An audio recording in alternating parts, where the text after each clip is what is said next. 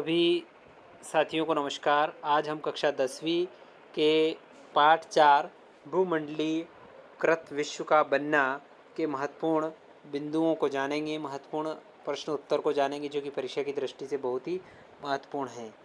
और एक एक बिंदु को मैं आज विस्तृत रूप से समझाने वाला हूं। तो वीडियो की शुरुआत करने से पहले यदि आप चैनल पर नए हैं और अभी तक आपने चैनल को सब्सक्राइब नहीं किया है तो पहले आप चैनल को सब्सक्राइब कर लें, बेल आइकन को प्रेस कर लें ताकि आने वाले वीडियो के नोटिफिकेशन आपको मिलते रहेंगे। साथ ही साथ आप वीडियो को बिना स्किप किए हुए अंत तक पूरा देखेंगे ताकि पूरा चैप्टर आपका कवर हो जाएगा, कंप्लीट हो जाएगा। भूमंडलीकृत विश्व का बनना। पहला बिंदु है एक ग्लोबल विश्व।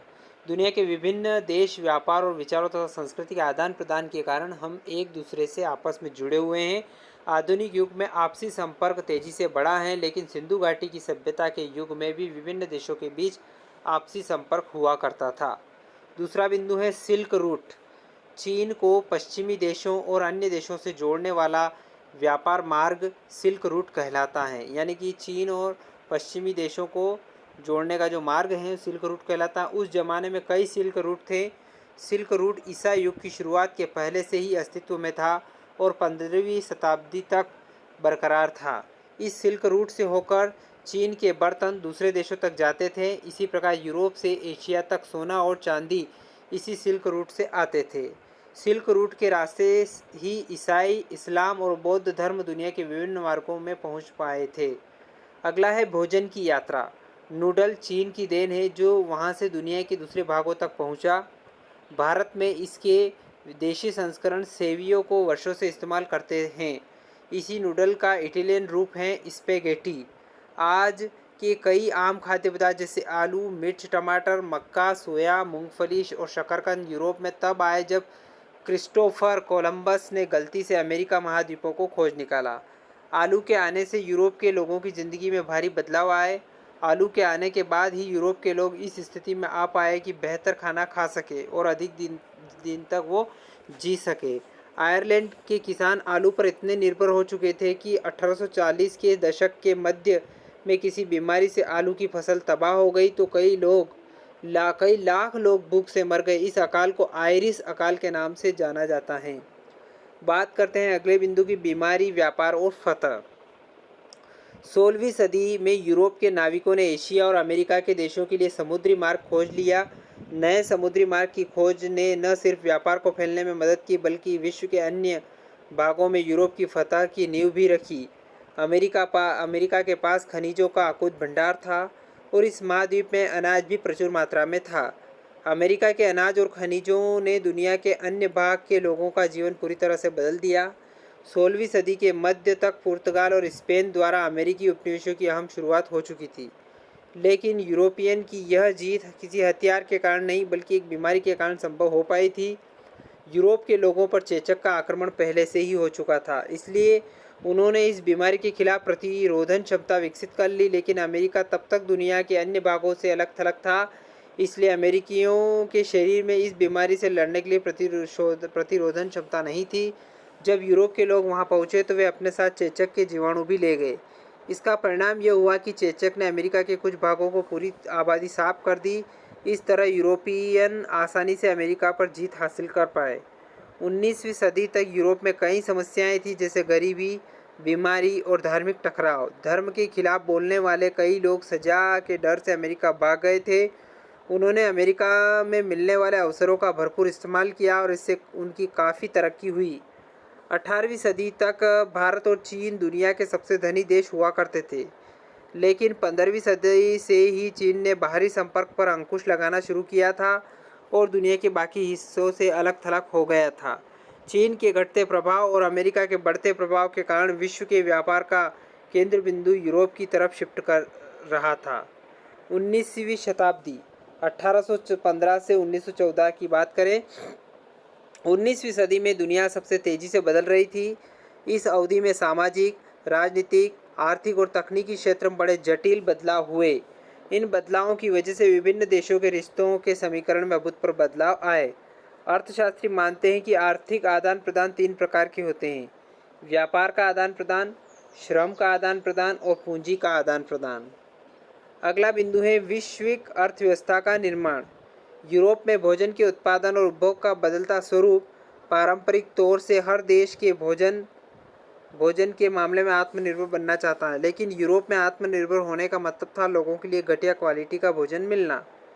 18वीं सदी में यूरोप की जनसंख्या में भारी वृद्धि हुई। इसके कारण भोजन की मांग में भी भारी इजाफा हुआ। जमींदारों के दबाव के कारण सरकार ने मक्के के आयात पर कड़े नियंत्रण लगा दिए थे। इससे ब्रिटेन में भोजन की कीमतें और बढ़ गई। इसके बाद उद्योगपतियों और शहरी लोगों ने सरकार को कार्न लॉ समाप्त करने के लिए बाधित किया। अब कार्न लॉ हटने के क्या प्रभाव हुए, ये भी जान लेते हैं। कार्न लॉ के हटने का मतलब था कि ब्रिटेन में जिस भाव पर भोजन का उत्पादन होता था उससे कई सस्ते दर पर उससे आयात किया जा सकता था। ब्रिटेन के किसानों द्वारा उगाए जाने वाले अनाज इस स्थिति में नहीं थे कि सस्ते आयात के आगे टिक सकें। खेती की जमीन का एक बड़ा हिस्सा खाली छोड़ दिया गया और लोग भारी संख्या में बेरोजगार हो गए। लोग एक बड़ी संख्या में काम की तलाश में शहरों की ओर पलायन करने लगे। कई लोग विदेशों की तरफ भी पलायन कर गए।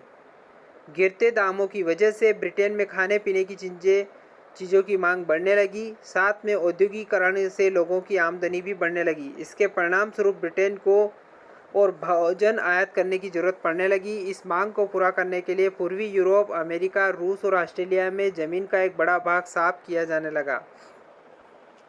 अनाज को बंदरगाहों तक सही समय पर पहुंचाना भी जरूरी हो गया था। इसके लिए रेल लाइनें बिछाई गई ताकि खेत से अनाज को सीधे बंदरगाहों तक पहुंचाया जा सके। खेत पर काम करने के लिए आसपास नई आबादी बसाने की भी ज़रूरत महसूस हुई। इन सब ज़रूरतों को पूरा करने के लिए लंदन जैसे वित्तीय केंद्रों से इन भागों तक पूंजी भी आने लगी। अमेरिका और ऑस्ट्रेलिया में मजदूर की कमी पड़ रही थी। इस कमी को पूरा करने के लिए भारी संख्या में लोग पलायन करके वहां पहुंचने लगे। 19वीं सदी में लगभग 5 करोड़ लोग यूरोप से अमेरिका और ऑस्ट्रेलिया पहुंच चुके थे। इस दौरान पूरी दुनिया के विभिन्न भागों से लगभग 15 करोड़ लोगों का पलायन हुआ। 1890 का दशक आते आते कृषि क्षेत्र में एक वैश्विक अर्थव्यवस्था का निर्माण हो चुका था। इसके साथ श्रम के प्रवाह, पूंजी के प्रवाह और तकनीकी बदलाव के क्षेत्र में बड़े ही जटिल परिवर्तन हुए। तकनीक की भूमिका। इस दौरान विश्व की अर्थव्यवस्था के भूमंडलीकरण में टेक्नोलॉजी ने एक अहम भूमिका निभाई। इस युग के कुछ मुख्य तकनीकी खोज हैं रेलवे, स्टीमशिप और टेलीग्राफ। रेलवे ने बंदरगाहों और आंतरिक भूभागों को आपस में जोड़ दिया। स्टीमशिप के कारण माल को भारी मात्रा में अटलांटिक के पार ले जाना आसान हो गया। टेलीग्राफ की मदद से संचार व्यवस्था में तेजी आई और इससे आर्थिक लेन देन बेहतर रूप से होने लगा। इसके बाद बात करते हैं मीट का व्यापार। मीट का व्यापार इस बात का बहुत अच्छा उदाहरण है कि नई टेक्नोलॉजी से किस तरह आम आदमी का जीवन बेहतर हो जाता है। 1870 के दशक तक जानवरों को जिंदा ही अमेरिका से यूरोप ले जाया जाता था।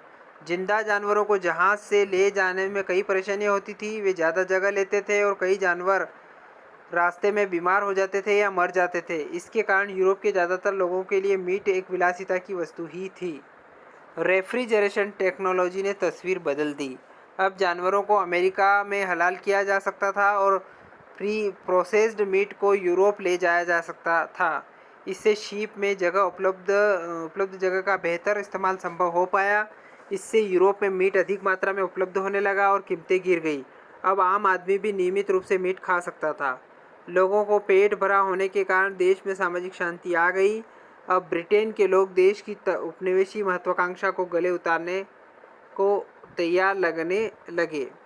अब बात करते हैं 19वीं सदी का उत्तरार्ध और उपनिवेशवाद। एक तरफ व्यापार फैलने से यूरोप के लोग की ज़िंदगी बेहतर हो गई तो दूसरी तरफ उपनिवेश के लोगों पर इसका बुरा प्रभाव पड़ा। जब अफ्रीका के आधुनिक नक्शे को गौर से देखेंगे तो पता चलेगा कि ज़्यादातर देशों की सीमाएं सीधी रेखा में हैं। ऐसा लगता है जैसे किसी छात्र ने सीधी रेखाएं खींच दी हो। 1885 में यूरोप की बड़ी शक्तियां बर्लिन में मिली और अफ्रीकी महादेश को आपस में बांट लिया। इस तरह अफ्रीका के ज़्यादातर देशों की सीमाएं सीधी रेखाओं में बन गई।